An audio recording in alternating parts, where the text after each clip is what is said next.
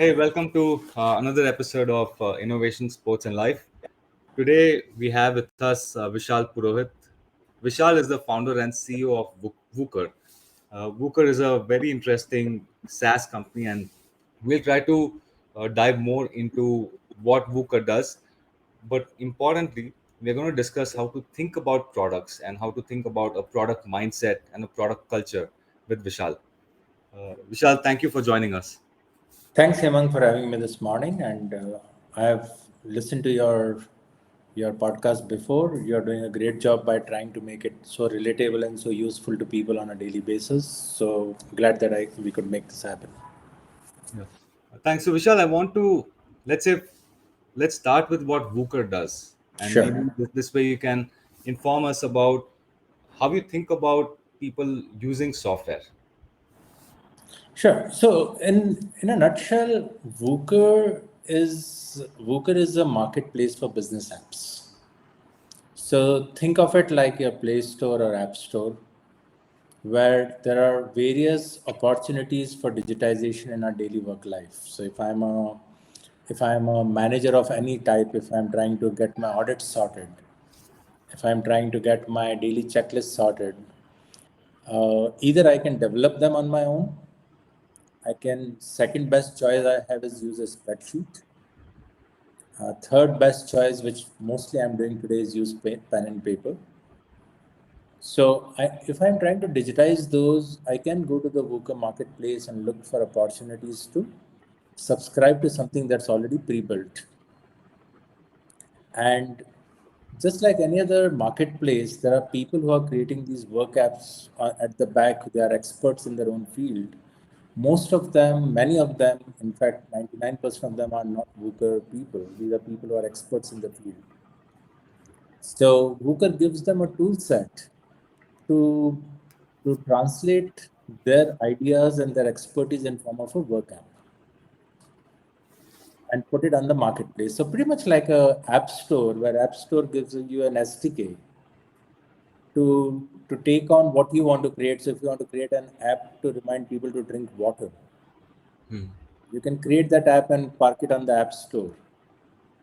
And there's somebody somewhere in the world, in fact more than 60 million people, who feel a need to use that particular app, and they discover it on the marketplace, and maybe it helps them live their life better, drink more water, stay healthy, something that was not possible in a software development environment, because nobody would come up with a requirement that I want an app or I want a software to remind me to drink water.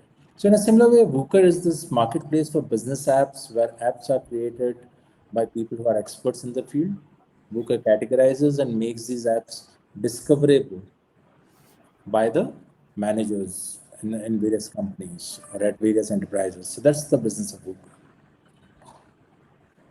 Now, how do you take care of data compatibility? Because let's say if I take the accounting example, someone is Mm-hmm. running that firm, they have data in a certain format and they have certain processes. Now they notice a gap. Maybe it is a checklist gap. Right. They're like, hey, we need a better checklist. And they find that what are the checklist apps available? Now, how do they know which one is compatible, for their workflow and which ones are not? So most of these are standalone ideas. So what you're looking at mostly is digitizing what you already have in spreadsheets or pen and paper. So by definition, most of these workflows are not connected to anything else. So if you look at a spreadsheet and you are trying to, so you have optimized your process for a spreadsheet or pen and paper. So for example, if you look at a piece of paper, people try to maximize the use of every corner of a paper, right? So they draw a line and say this is for office use only. They create a small box at the top right, because they're trying to optimize the medium. Now, when we come to digital, you do not have those constraints of cost of a paper or space on a paper. You have a more fluid flow, you have more opportunities to be expansive. So you take the same workflow and you port it on Wooker, utilizing the opportunities given by the digital flows or mobile flows or your computer flows. and it becomes much more easier, much more traceable. So to answer your question, there's no data compatibility issue. What we do is we do allow people or enable people rather to bring in their CSV files, bring in their spreadsheets, and kind of pull it into the system and read those sheets. So we allow those type of APIs. We allow APIs where people can engage our infrastructure with something that already exists. So they can have an API integration for data transfer. So that's the standard API integration. But more and more, Wooker's focus is a lot like Canva, where people who are underserved in digitization, because organizational flows are fairly well digitized by IT teams and other folks. Yeah. But it is that under the radar digitization that people do on their desktops and in pen and paper, or they don't do it, or a lot of them are doing it in messaging apps. So that digitization is more organized on Wooker. So in that sense, if a closer example is Canva for animation. So something that they did for Soho user, somebody who just needs to create a flyer and put it up on their small shop, and they just want to make it look better. So Wooker is the target market is more like Canvas, and while enterprise users are the primary target or primary audience for Wooker, but the enterprise itself today is not a target profile for Wooker. It's the people within the enterprise. So if that helps you understand that. Oh, it does. So I'm a Canva user, and I uh, do it for a variety of things. It makes the idea for someone like me who's not a graphics designer, like I can do it yourself. Like that DIY mentality for me. Right. I believe that's what you're doing with Wooker, right? Absolutely. Is another way also, like the way you are thinking. Just realize is another way of describing it as, are you building like Lego blocks for different purposes? I think you kind of deciphered how we started Wooker. In fact, when we started Wooker, one of the largest pictures in our office was that of a box of Legos. And the inspiration was how do we create building blocks that partner with people's imagination and create things that are useful to them, which give them joy, which give them productivity, and which basically get their job done. So this focus on helping people get their job done is the central theme of Wooker. Canva pretty much works on a similar scenario that if you have a small idea or imagination, you do not have to wait for an expert to find time for you or invest that type of money to get it done. So that's a very close analogy of Lego you brought in.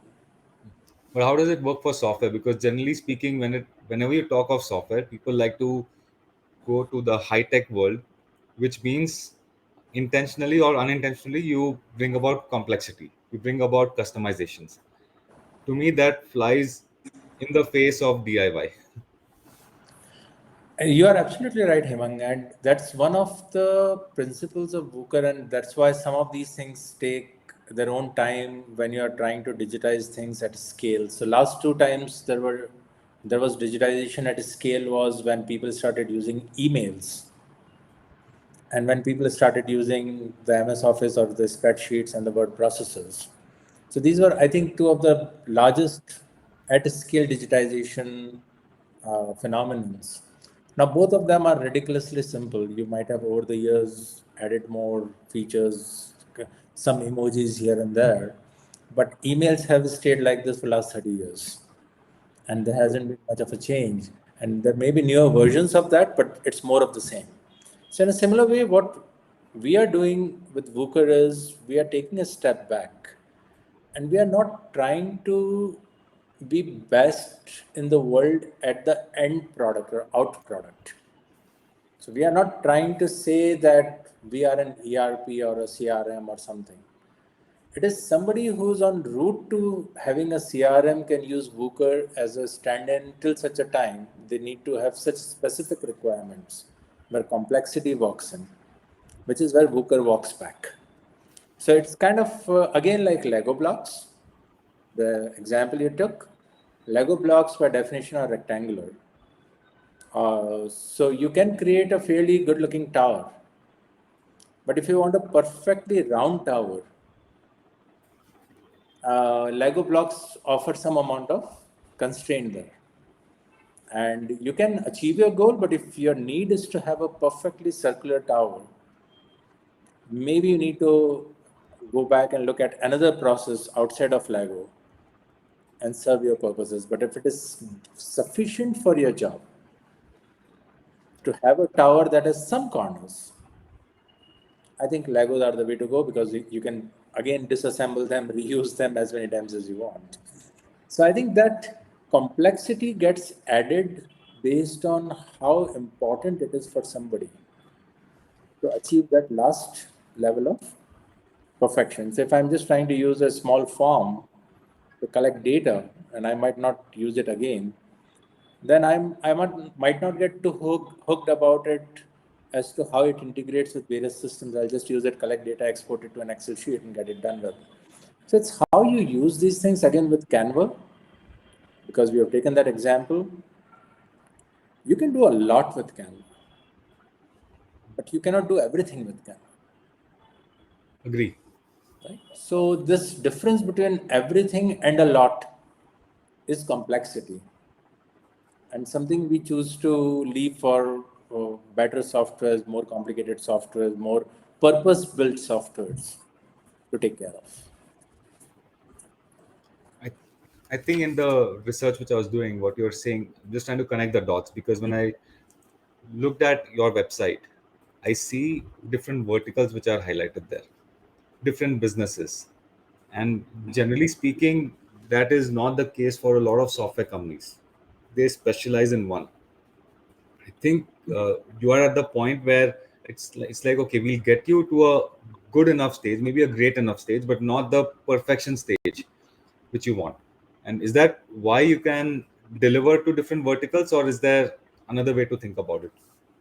There's another way to think about it, Hemang. So we'll again go back to Canva because it's an easier frame of Sure. reference, and we have used it a couple of times in this conversation. So if you look at a Canva website or a Canva app, you might feel that there are so many templates being built. And it might come to our minds that how is Canva, how is the company building so many templates? Or if you go to an app store for any somebody who's getting started, it might come to their mind, oh, this company is creating so many apps. So what you see on our website or on our marketplace is essentially things created by people who are experts in their fields. So what we are offering is a equivalent of a Canva tool to various of these people, and the stuff that you're seeing on the website is various designs they have created or they can possibly create. Hence, what Wooqer does not, so we are often associated to retail as an industry because that's where we did a lot of work in the past. And we have been told, in fact, some of the CEOs have talked to us and said, how do you know retail so well? You know the everyday retail better than a lot of big consultants. I said, Mr. XYZ, I'm sorry to inform, but we know nothing about retail. Hence, what you see is what is built by people like you who are expert retailers in their own field, somebody who has spent 20 years just doing those operations audits. Now, he chose to use Wooqer as a platform to translate his information or his expertise into a small app. And that is visible to you as something, oh, you guys are experts at this. Wooqer is an expert at helping this expert to create this. So does that give you a Interesting. sense Yeah, of? it does. It does. So, but then as a marketplace, do you have to go about verifying whether this will really work? Meaning, I can be, let's say, a novice contributor, and I can, keep dumping things. Where like, I have this tool, I have that tool, but it may not be fully tested. It not be fully verified. Maybe it can even hurt someone's operation. Uh, so, from that perspective, do you have to step in and say, okay, is it worthy enough of pushing it out later, or like, what's the So, process then? so Hemang, we have pretty much like any other market. So the basic idea of marketplace is democracy. Any marketplace works on democracy of both ideas being put there and ideas being sought. And that's the core tenet we cannot violate. Because if you try too hard to control the marketplace, it kind of goes different ways. That said, basic quality checks are built in into the tools. And before an app is published, we do go about those n number of pointed checkers so that it is not harmful in any form, because people can package some content which can be visually offending. So stuff that should not be there according to our policies is stripped out or is kind of given feedback to reinstate. But beyond that, somebody may come up with a genius app for something. It's again going back to Canva. It's my imagination as my vision of a star is a four-legged star. Now that's okay. That's creativity. So we'll put up there, and maybe again it's. I'll go back to that example of when I use this example a lot because it challenged my own way of thinking. When I looked at an app that was reminding people to drink water, my first reaction, unfortunately, and I have learned better, was to scoff at it. Same here. And I like what the etc etc. And then I went and I looked at as to why is there such an app, and I looked at near 100 million downloads. And I said, I need to learn and I need to think better, because there are people who have unmet needs. And there are people who are experiencing those things and they're creating. So, of the people, by the people, democratic balance, it's amazing. So, just like we could not have possibly, I do not believe that any boardroom would have approved or any VC would have invested into a app to remind you to drink water. But somebody had the tool set to be able to create such an app, found it easy enough to put it in a marketplace. Some people discovered it. Maybe there was a network effect. Maybe there was a word of mouth, or maybe the need was so humongous that 100 people, and I've seen the evolution of those 2 3 apps that I've been following for 10 years or so, they've become businesses by themselves, right? Think Yeah. about Angry Birds. In the traditional game publishing scenario, it was a difficult game to bring by to the public because obviously it uses a lot of touch and everything else, and the erstwhile gaming machines had a very tight, or those companies had a very tight control on what games go out, and because there was marketing involved. Same thing is happening with the OTT. So the democracy of a marketplace where somebody wants to say something, if they are what they are saying does not matter to anybody, nobody will watch it.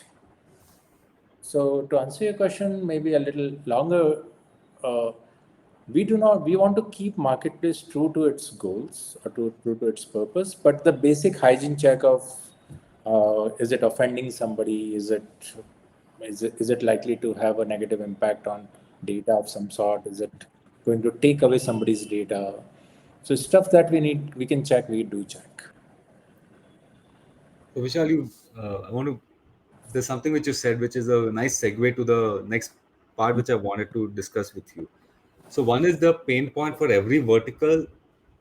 They can come from the users of that vertical. They can Absolutely. come from those domain experts. So, but as a marketplace now, then what are the pain points you focus on? What is it that you have to do which makes it worthwhile for people feeding that, hey, here's what I want to uh, push out to everyone else, through Wooqer? Absolutely, that's a great question, Hemang. So that takes us into again the components of Wooker's infrastructure. So there are three main components. One component is what we call a one app that we give to the end user. Think of it like your phone, whether it's your iPhone or Apple or Android phone, that you put in the hands of a user. So essentially, you're selling a computer with the first app called the phone on it, right? So in that way, Wooker gives this so-called one app in some form that the user wants at that particular point of time. That app also gives the user an opening or an access to the marketplace. Again, pretty much like when you buy a phone or an iPad or any of these devices, you get access to the App Store or Marketplace or Play Store in that sense. So the second that brings us to the second component of Wooqer, which is the marketplace itself. And then there is a third component, which is the publisher tools, the creation tools. So just like any company would have an SDK that you give to developers, we provide content creator tools for Learn apps. We provide process creator tools for work apps, and we provide APIs to other software companies to put tech apps into our marketplace. So the goals for each of these three categories is slightly different. With the one app, we are obsessed with this idea of how fast we can help the user get the job done. So if it took somebody to do a 100-pointer checklist in 20 minutes, we are trying to obsess over how do we make it 10 minutes. Now it could be enhancing the intuitiveness of that, doing some pre-filling. There could be some machine learning into it based on what they've done in the past. A magic is, for example, if every single day they put the same data on the same thing, I'm just giving you a small Sure. example. If you pre-fill it for them, now that saves them time to do that job. And there are a bunch of other things. There's a notification framework which plays its own role. So the idea there in this one app is how soon can the user do what they do, get the job done. And which also takes us to some AI. We don't do a whole lot of AI at the moment, but we have started to incorporate a little bit of components into it. So we are treating all of the work in this one app as a stream of work. And through some algorithms, we are figuring out this is the time of the day when Hemang likes to do a particular task. And if we serve this task to you at that point of the day, we are more likely to do it. So it is a combination of those several factors that make this one app obsessed over how do we help the user get the job done faster and smarter. Marketplace, it's pretty much the same goals that we have to make it discoverable, uncoverable, allow people to search for it, some amount of recommendations going into it. So that's a pretty standard marketplace goals. And on the tool side, we have a very clear goal of making it non-tech. So anybody without any programming knowledge should be able to package their content and put it on our marketplace, or be able to translate a process into a work app.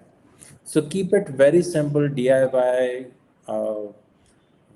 create a lot of help for them. So we have started a certification program for these folks. So Wow.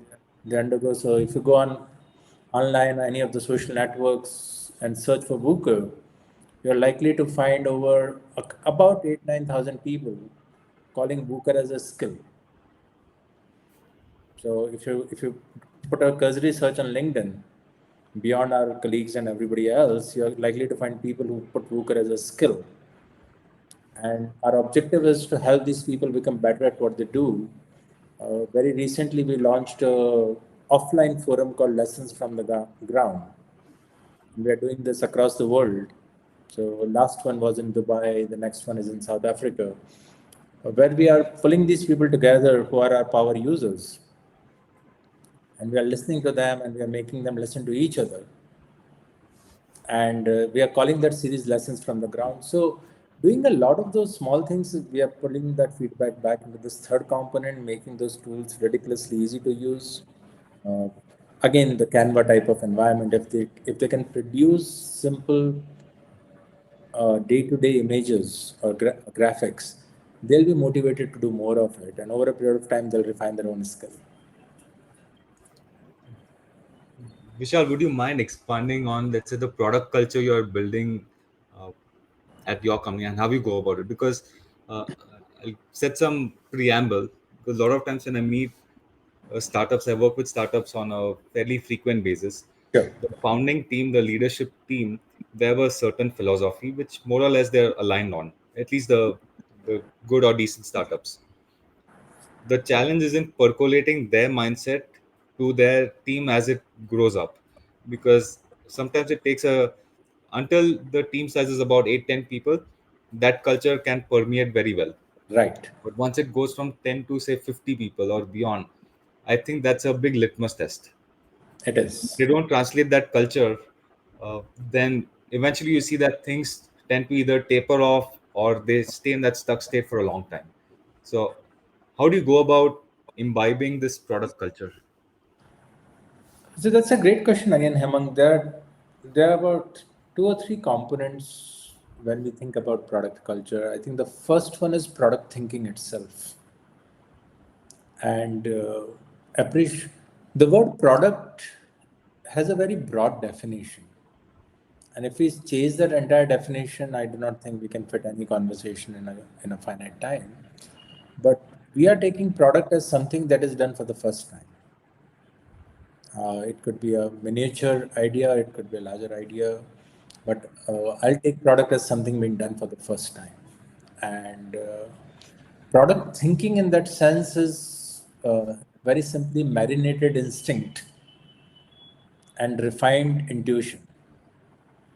So you can learn some of the tools of the trade from trainings and other things, but the instinct and the intuition are the basics of any product thinking. So if you're hiring people just because they have a product management certificate from XYZ place, uh, or they have a lot of experience, I think that hiring process can be further refined to first look at, do they have product vision, product instincts. You don't need a whole lot of experience for it.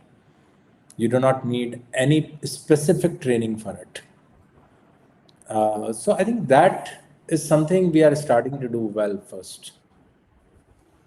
The second big part of product thinking translating to product culture is having a broader definition of what you want and not breaking it down into projects and tasks. I know it's a little antithesis to modern way of software development, but I like to separate software development from product development. Software development is the execution part of it, highly disciplined, very well organized. So in this part, I think of product development more like movie making, right? So great movie directors, they bring on great people like photograph, great cinematographer, great choreographer, great action sequencer. They give them a broad view that this is what maybe I want, and then they give them space to excel. So when you see an awesome movie, it's just not the story or the script. Every part of it has played its own role. So I think a product culture, not uh, again separating product from the regimental software development or engineering. I think that's an important part. But once you look at the product part, not always thinking in terms of projects is an area. It's hard. It's hard on both the sides because when you have a team, you want them to deliver something, and when there's a team, it wants to deliver something. But again, giving them that opportunity that it's okay if you take a month more, but come up with something that you yourself are very excited about. So I think that space is an important part in product development, and then there's engineering, which is all about task management, projects, etc. And the third and most important piece is letting the products fit in into the larger vision. 5 out of 10 times, people will come up with something fantastic, but it may not be aligned. So at those are the points where you create a system and you say a strict no, because individually that product might be exceptional, but if you're looking at a larger product, which is in our case our business, then we have to give that feedback that it's an exceptional product, what you have done, etc. Let's park it for a while, or maybe you continue working on it till it becomes more useful to us.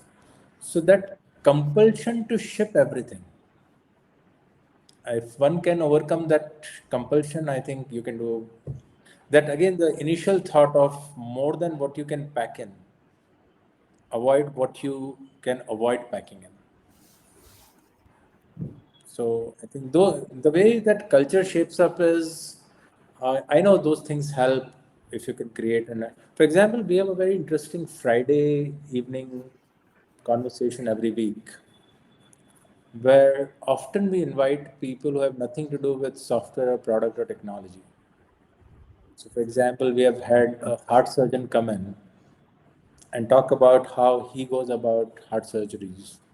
We had somebody who was an agriculturist who came in, and that was a revelation as to how an agriculturist, how the tomatoes, which is a hot button right now, but how tomatoes and other things that we get on our dining table, what's that journey, how much thinking actually goes into it.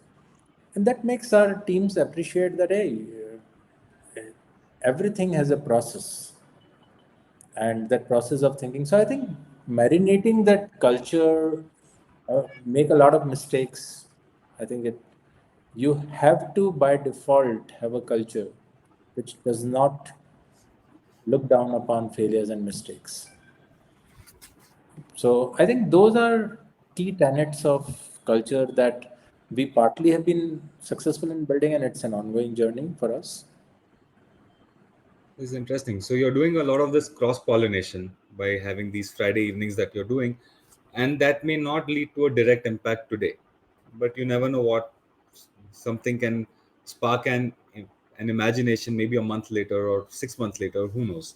So one part is this cross pollination. I think my other takeaway was that when it comes to the product strategy, it is okay to be inefficient and let it take its time.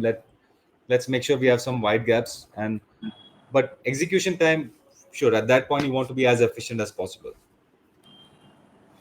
And how do the new joinees in your team, how do they start absorbing this? Because a lot of times I would think uh, their previous experiences are maybe orthogonal to what you're talking. And you ask a very relevant question, Hemang, and this is something that we battle with all the time.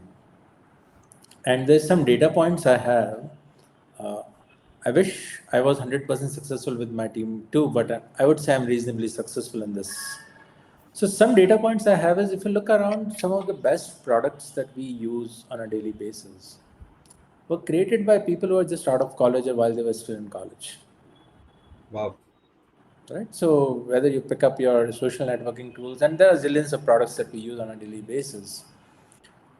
So, experience, if you're hiring for product, you have to be the person who walks in has to have a resume of observations that you can't even start to think about. Is the only time you hire people with experience in product. Most of the times you look for that curiosity and you look for those. So I would say younger people would be a better inflow into a product team with some amount of guidance, etc., etc. So in the product team, we have failed, we have made mistakes. If you go by designations and titles and what, they may not exactly have done product in the past. So I think focusing on that vision. So when we get new people, we also have seen that, for lack of a better word, freshers or youngsters who come from college, they have been able to immediately contribute more than the amount of unlearning that is required in other cases. So it's not entirely undoable, but for a company, it is relatively uh, less painful to induct youngsters and partner with their completely creative thinking and open thinking and translate it into better product features. In engineering, again, I'm separating product from engineering. Engineering, you need the best engineers at what they do.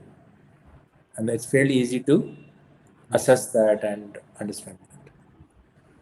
Yeah. Interesting. So if someone is starting from a clean slate, you know naturally they would be like, where do I learn this from? Because learning how to observe is also an art. Like, some people have it in them, but I also believe it can be learned over time. It can be. So And again, knowing you, I think you're always a very curious person. Like, so what are some of the books, tools, or it could be movies also, where you think that, hey, watch this thing to get better at observing, to get better at this product thinking or product mindset. I may have a much simpler answer to that, Hemang, for myself. Just looking at what you like and what you like can be a good starting point. So, if you like a particular type of food or a particular food or dish from a particular place, if you like a particular movie, if somebody is completely besotted by how we did this recent Chandrayaan launch, today the amount of content available about behind the scenes of those is just phenomenal volume of content. So I think I would first look at what I like in what I like and what was behind the scenes in creating what I liked in what I like. I think that can be one area that you can look at. I am personally a big fan of how people thought the movie scenes of my best movies, what were people thinking when they built a particular bridge, whatever challenges they. So if you keep on looking at these things, it refines or marinates your instincts and intuition. You need to have good instincts to begin with. You can't simply learn that 100% of the time. Once that happens, some of the areas that you can look at, some of the tools you can look at is these podcasts, like one of yours, tool to hear from people who are doing it every day. So I think with that objective is very good. There are some books like The Design of Everyday Things.